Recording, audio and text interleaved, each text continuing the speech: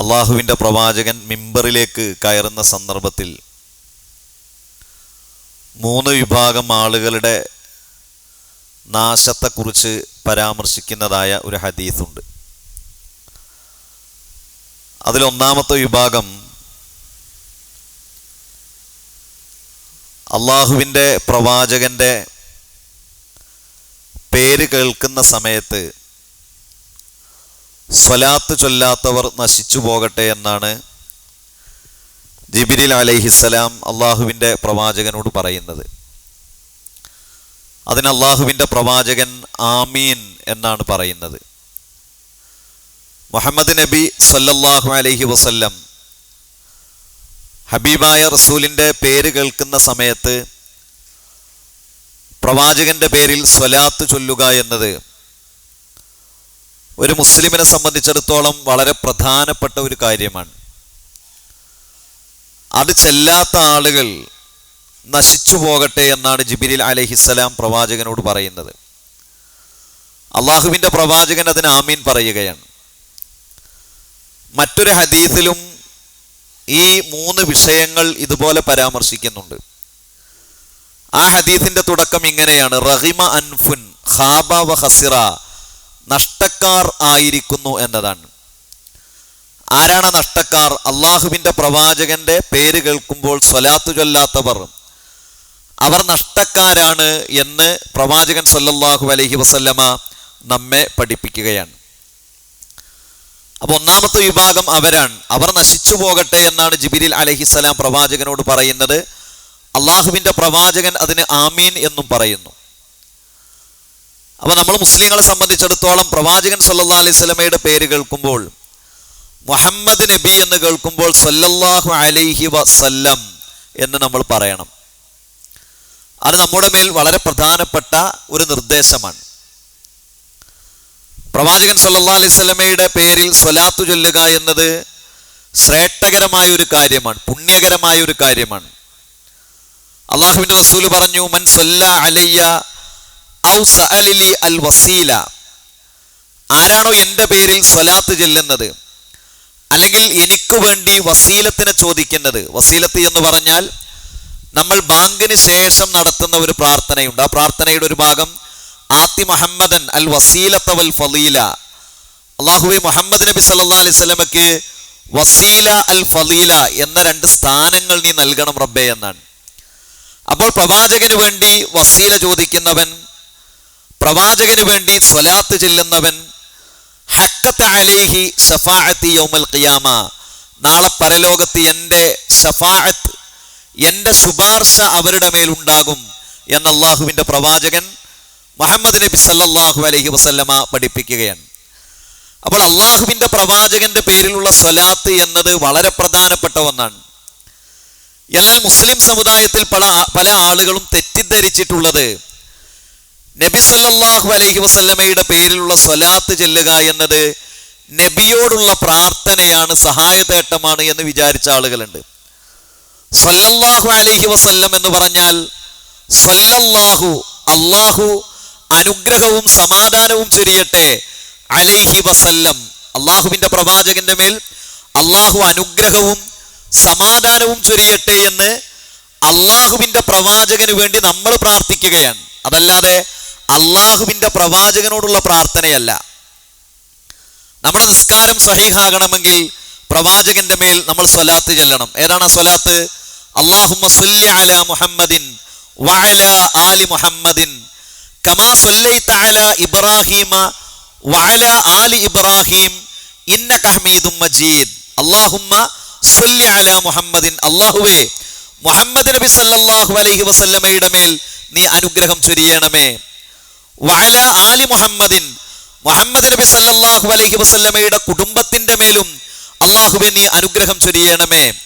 കമാ സ്വല്ലൈത അലാ ഇബ്രാഹീമ വഅലാ ആലി ഇബ്രാഹീം, ഇബ്രാഹിം നബിയുടെയും ഇബ്രാഹിം നബിയുടെ കുടുംബത്തിന്റെയും മേൽ നീ സമാധാനം ചൊരിഞ്ഞതുപോലെ മുഹമ്മദ് നബിയുടെയും മുഹമ്മദ് നബിയുടെ കുടുംബത്തിന്റെയും മേൽ നീ സമാധാനവും ശാന്തിയും ചൊരിയണം റബ്ബേ. ഇന്നക ഹമീദും മജീദ്, പിന്നെ റബ്ബിനോടാ പറയുന്നത് ഇന്നക ഹമീദും മജീദ്, അല്ലാഹുവേ നീയാണ് സ്തുത്യാർഹൻ, അല്ലാഹുവേ നീയാണ് ഉന്നതൻ. അല്ലാഹുമ്മ ബാരിക് അലാ മുഹമ്മദിൻ, അല്ലാഹുവേ മുഹമ്മദ് നബി സല്ലല്ലാഹു അലൈഹി വസല്ലമയുടെ മേൽ നീ അനുഗ്രഹം ചൊരിയണമേ, ബർക്കത്ത് ചൊരിയണമേ. അല്ലാഹുമ്മ ബാരിക് അലാ മുഹമ്മദിൻ വഅലാ ആലി മുഹമ്മദിൻ, മുഹമ്മദ് നബിയുടെ കുടുംബത്തിന്റെ മേലും നീ ബർക്കത്ത് ചൊരിയണമേ. കമാ ബാറക്ത അലാ ഇബ്രാഹിമ വഅലാ ആലി ഇബ്രാഹിം, ഇബ്രാഹിം നബിയുടെയും കുടുംബത്തിന്റെയും മേൽ നീ ബർക്കത്ത് ചൊരിഞ്ഞതുപോലെ മുഹമ്മദ് നബിയുടെയും മുഹമ്മദ് നബിയുടെ കുടുംബത്തിന്റെയും മേൽ നീ ബർക്കത്ത് ചൊരിയണമേ. ഇന്നക ഹമീദും മജീദ്, റബ്ബേ നീയാണ് സ്തുത്യാർഹൻ, നീയാണ് ഉന്നതൻ. ഇതാണ് സ്വലാത്ത്, ഇതാണ് സ്വലാത്ത്. ഇത് പ്രവാചകന് വേണ്ടി നമ്മൾ അള്ളാഹുവിനോട് ദുആ ചെയ്യുകയാണ്, പ്രാർത്ഥിക്കുകയാണ്. അതാണ് അള്ളാഹുവിന്റെ റസൂൽ പറഞ്ഞത് സ്വല്ലല്ലാഹു അലൈഹി വസല്ലം, എൻ്റെ മേൽ സ്വലാത്ത് ചൊല്ലിയാൽ, എനിക്ക് വേണ്ടി സ്വലാത്ത് ചൊല്ലിയാൽ, എനിക്ക് വേണ്ടി വസീലത്ത് തേടിയാൽ നാളെ പരലോകത്തിന്റെ ശുപാർശ നിങ്ങൾക്കുണ്ടാകും. എന്നാൽ നിങ്ങൾ ആലോചിച്ച് നോക്കൂ, ഈ നല്ല ഒരു സ്വലാത്തിനെ എങ്ങനെയാണ് സമൂഹം ചിത്രീകരിക്കുന്നത്? സ്വലാത്ത് വാർഷികം എന്ന പേരിൽ നടക്കുന്നു. പിന്നെ അവിടെ എന്താ നടക്കുന്നത്? പിന്നെ അവിടെ നടക്കുന്നത് അള്ളാഹുവിന്റെ പ്രവാചകനോടുള്ള സഹായതേട്ടമാണ്. സ്വലാത്ത് മജ്ലിസ് എന്ന പേരിൽ നടക്കുന്നു. പിന്നെന്താ നടക്കുന്നത്? പിന്നെ നടക്കുന്നത് പ്രവാചകൻ സല്ലല്ലാഹു അലൈഹി വസല്ലമയോടുള്ള സഹായതേട്ടമാണ്. ഒരുപാട് സ്വലാത്തുകൾ നമ്മുടെ നാട്ടിലുണ്ട്. നബിയെ സ്വപ്നം കാണാൻ വേണ്ടിയുള്ള സ്വലാത്ത് എന്നൊരു സ്വലാത്ത് ആളുകളെ പഠിപ്പിക്കുന്നുണ്ട്. അതെങ്ങനെയാണെന്നറിയോ? അത് ആളുകൾക്ക് അർത്ഥം അറിയില്ല, അതുകൊണ്ട് ആളുകൾ അത് അങ്ങനെ ചൊല്ലും. സാധുക്കളായ മനുഷ്യന്മാർ അല്ലാഹുമ്മ സ്വല്ലി അലാ സയ്യിദിനാ വ മൗലാന സ്വാഹിബു താജ് വൽ ബുറാഖി വൽ അലമി. അല്ലാഹുവിന്റെ റസൂലിനെ കുറിച്ച് ഇങ്ങനെ പറയാൻ, പ്രവാചകൻ ആരാ? സ്വാഹിബു താജാൻ, കിരീടത്തിന്റെ ഉടമയാൻ. വൽ ബുറാഖ്, മിഅ്റാജിന്റെ യാത്ര നടത്തിയ ബുറാഖ് വാഹനം ഉണ്ടല്ലോ, അതിന്റെ ഉടമയാൻ. വൽ അലമി, പതാകയുടെ വാഹകനാണ്. പിന്നെ പറയുന്നത് എന്താ? ദാഫിഉൽ ബലാഇ, പരീക്ഷണങ്ങളെ തടയുന്ന പ്രവാചകരെ. വൽ വബാഇ, പകർച്ചവ്യാധി രോഗങ്ങളെ തടയുന്ന പ്രവാചകരെ. വൽ ഖഹ്തി വൽ അലമി വൽ മറളി, രോഗങ്ങളെയും വേദനകളെയും കഷ്ടപ്പാടുകളെയും തടയുന്ന പ്രവാചകരെ. അപ്പൊ ആരോടാ പ്രാർത്ഥന? അള്ളാഹുവിന്റെ പ്രവാചകനോട്. യഥാർത്ഥത്തിലുള്ള സ്വലാത്താർക്ക? അള്ളാഹുവിന്റെ റസൂലിന് വേണ്ടി നമ്മൾ സ്വലാത്ത് ചൊല്ലുന്നു. അവിടെ ആരാണ് സ്തുത്യാർഹനും ഉന്നതനും? അള്ളാഹുവാണ്. അപ്പൊ സ്വലാത്ത് നമ്മൾ ചൊല്ലണം. സ്വലാത്ത് ചൊല്ലാത്തവൻ നശിച്ചു പോകട്ടെ എന്നാണ്. പ്രവാചകന്റെ പേരിൽ സ്വലാത്ത് ചൊല്ലുന്നത് ഏറെ പുണ്യമുള്ള, ഏറെ പ്രതിഫലാർഹമായ, പ്രവാചകന്റെ പേര് കേൾക്കുമ്പോൾ സ്വലാത്ത് ചൊല്ലാത്തവൻ നശിച്ചു പോകട്ടെ എന്ന് പ്രവാചകൻ സല്ലല്ലാഹു അലൈഹി വസല്ലമ നമ്മെ പഠിപ്പിക്കുകയാണ്. അതാണ് ഒന്നാമത്തെ വിഭാഗം. രണ്ടാമത്തെ ആളുകൾ അള്ളാഹുവിന്റെ റസൂൽ പറഞ്ഞു റഹിമ അൻഫുൻ, അവർ നശിച്ചുപോയി. ആരാണവർ? റജുലുൻ അദ്റക ഇൻദഹു അബവാഹുൽ കിബറ ഫലം യദ്ഖുലാഹുൽ ജന്ന, പ്രായമുള്ള മാതാപിതാക്കളെ കിട്ടിയിട്ട് സ്വർഗത്തിൽ പോകാത്തവൻ നശിച്ചു പോകട്ടെ എന്നതാണ്. മാതാപിതാക്കൾ പ്രായമായത് നമ്മുടെ അടുത്തുണ്ടെങ്കിൽ അവരെ വെച്ചുകൊണ്ട് സ്വർഗം നേടുക എന്നത് വളരെ പ്രധാനപ്പെട്ട ഒരു ദൗത്യമാണ്. അല്ലെങ്കിൽ ആ മനുഷ്യൻ നശിച്ചു പോകട്ടെ എന്ന് ജിബ്രീൽ അലൈഹിസ്സലാം പറയുകയാണ്.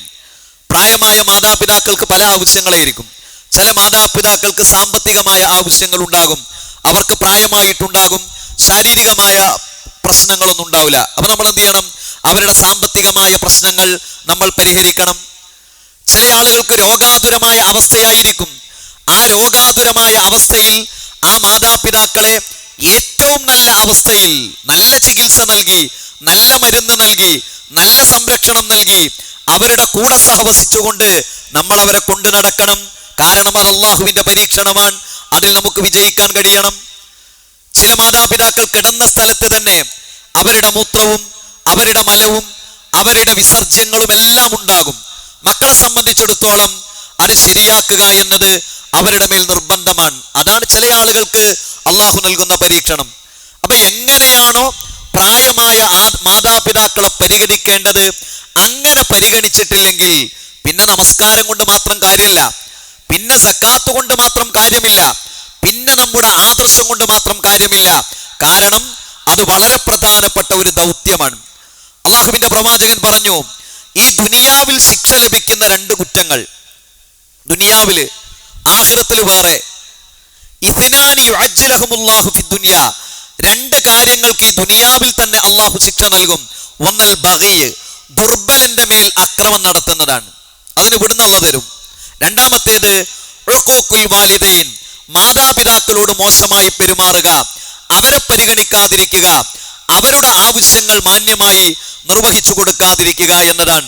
അതിന് ഇവിടുന്ന് അള്ളാഹു നൽകും. അത് പല രൂപത്തിലും നൽകാം. നമുക്ക് പ്രായമാകും, നമ്മുടെ മക്കൾ വിവാഹം കഴിക്കും, നമ്മുടെ മക്കൾക്ക് അവരുടെ ചെവിയിൽ അടച്ച രഹസ്യം അവരുടെ ഭാര്യമാർ ഒരു പക്ഷെ പറഞ്ഞു കൊടുക്കുക, നിങ്ങൾ ഉമ്മാനും ബാപ്പാനും നോക്കണ്ടട്ടോ എന്നായിരിക്കും. അത് നമുക്ക് നേരെ തിരിഞ്ഞിട്ട് വരും. നമ്മൾ നമ്മുടെ മാതാപിതാക്കളോട് മോശമായി പെരുമാറിയാൽ അള്ളാഹു ഈ ദുനിയാവിൽ നമ്മെ അള്ളാഹു ശിക്ഷിക്കും, അള്ളാഹുവിന്റെ അദാബ് നമുക്കിറങ്ങും എന്ന് അള്ളാഹുവിന്റെ റസൂല് പറഞ്ഞു. മൂന്നാമത്തെ ആളുകൾ, അള്ളാഹുവിന്റെ പ്രവാചകൻ ജിബ്രീൽ അലൈഹിസ്സലാം നശിച്ചു പോകട്ടെ എന്ന് പറഞ്ഞപ്പോൾ ആമീൻ പറഞ്ഞ വിഭാഗം. മറ്റൊരു ഹദീസിൽ റഹിമ അൻഫുൻ ഖാബ വഖസിറ, മൂക്ക് കുത്തി വീണവനെ പോലെയാണ് എന്ന് പറഞ്ഞ വിഭാഗം. റജുലുൻ, ഒരു മനുഷ്യനാണ്, ദഖല അലൈഹി റമളാൻ, അവനിലേക്ക് വിശുദ്ധ റമളാൻ കടന്നു വന്നു. സുമ്മൻ സലഹ, പിന്നെ അവൻ അതിൽ നിന്ന് കടന്നുപോയി. ഖബ്ല അൻ യുഗ്ഫറ ലഹു, അവന്റെ പാപങ്ങൾ പൊറുക്കപ്പെടാതെ. വിശുദ്ധ റമളാൻ കടന്നു വന്ന് മുഴുവൻ പാപങ്ങളും പൊറുക്കപ്പെടാതെ നമ്മുടെ ജീവിതത്തിൽ നിന്ന് റമളാൻ കടന്നുപോയാൽ നമ്മൾ നഷ്ടക്കാരനാണ്, നമ്മൾ മോശക്കാരനാണ്. അവനെ അള്ളാഹു ശപിക്കട്ടെ എന്ന് ജിബ്രീൽ അലൈഹിസ്സലാം പറഞ്ഞപ്പോ അള്ളാഹുവിന്റെ ഹബീബ് റസൂലുള്ളാഹി സ്വല്ലല്ലാഹു അലൈഹി വസല്ലം ആമീൻ പറയുകയാണ്.